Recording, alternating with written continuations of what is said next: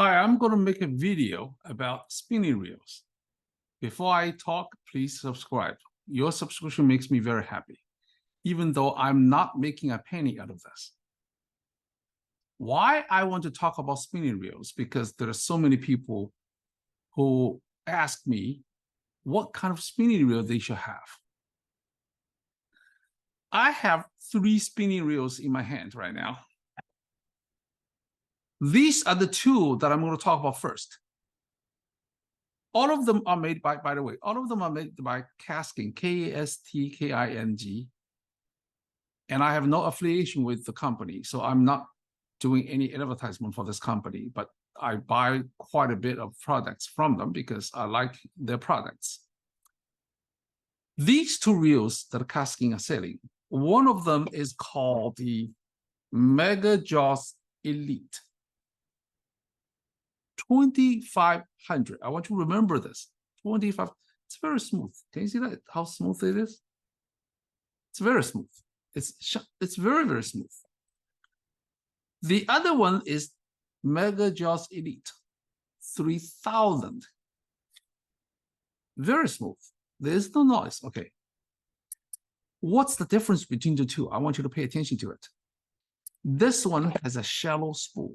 Can you see that?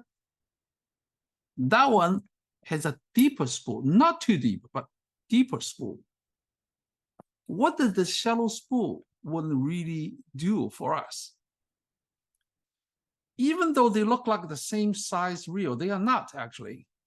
The shallow spool reel is designed for having lighter line, like 6-pound monofilament line, or 8-pound or 10-pound, or maybe even a little bit of like 12-pound braided line on this. What's the benefit of having a reel like this so that you can put 10-pound braided line on here? 10-pound braided line is kind of like 4 or 6-pound monofilament line, or even maybe thinner. That's because, number one, you don't have to use a lot of line. You don't have to put, imagine if you have that spool, how much line you have to put on there.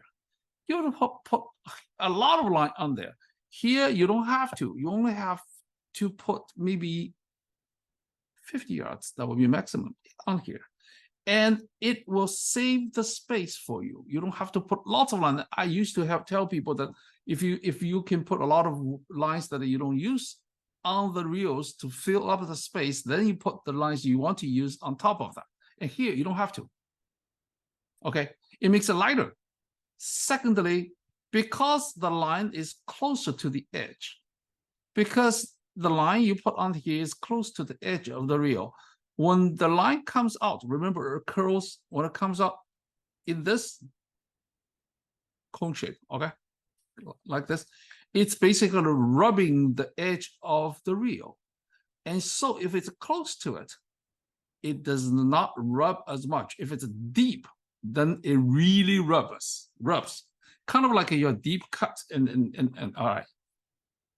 So this one is for somebody who wants to fish for bluegill and crappie and all these things, and they use this. And please remember this. This is very, very useful information for you, okay? Because a lot of people don't know that, so they don't know why they cannot cast very far, because they don't know that the line has to do with this. It's not just the rod. For this reel, you have a deeper spool, but you have this thing on there. What does this do? This puts a friction on the line. This is designed for braided line, not only, but for braided line. If you put a braided line in here, it catches braided line so that when it gets to the end, it does not continue to spring like it's loose.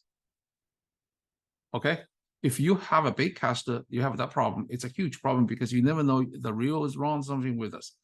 Secondly, because of deeper spool, you can put 20-pound, 30-pound braided line here. But if you want to put monofilament line or fluorocarbon line on here, you should put something like a 12-pound and below, or 10-pound.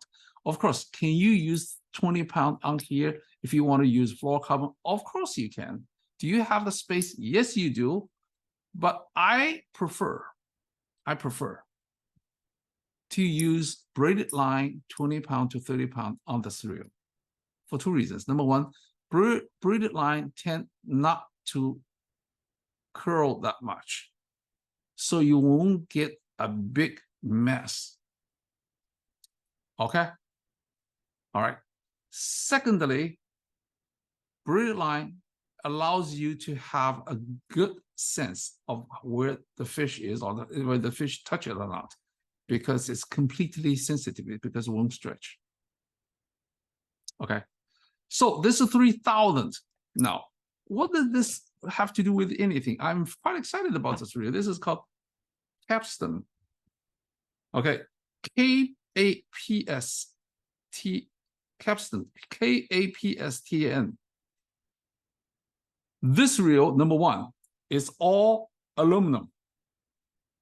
It's all metal. Okay. Secondly, extremely smooth. Number three, this handle. What kind of reel you use for this? Now, if you have this is what I want to say. If you have these three reels, all you have is these three reels. This is for the lighter line. This is the medium strength. This is for the big guys. You have pretty much enough. That's why I want to show you these three. This one, all metal. With this handle, what do? This is designed for ocean fishing or sea fishing, for big fish. This is very, very durable, and it's corrosion resistant. It will not corrode, okay? But I am going to use this for river and lake, and just for warm water. I don't fish in the ocean. I don't fish. Okay. In case I do, I may bring this, but I'm not doing that. What this does is that it has this handle, and it's very balanced. Of course, I have other fishing reels. I put the handle, this kind of handle on them, and not balanced. But this one, because it's all balanced, it's all metal to start with. It's designed for heavy stuff, so that when you use this to catch something like a grass carp, there are many of my friends are catching grass carp, or they catch carp and catch salmon. This will be the perfect one because the handle, because the strength it's made. So if you have these three reels, you are pretty much all set for fishing. That's what I'm talking about. Okay. So remember that these are the fishing reels. These are the kinds of fishing reels you need when you go fishing. All right. Thank you.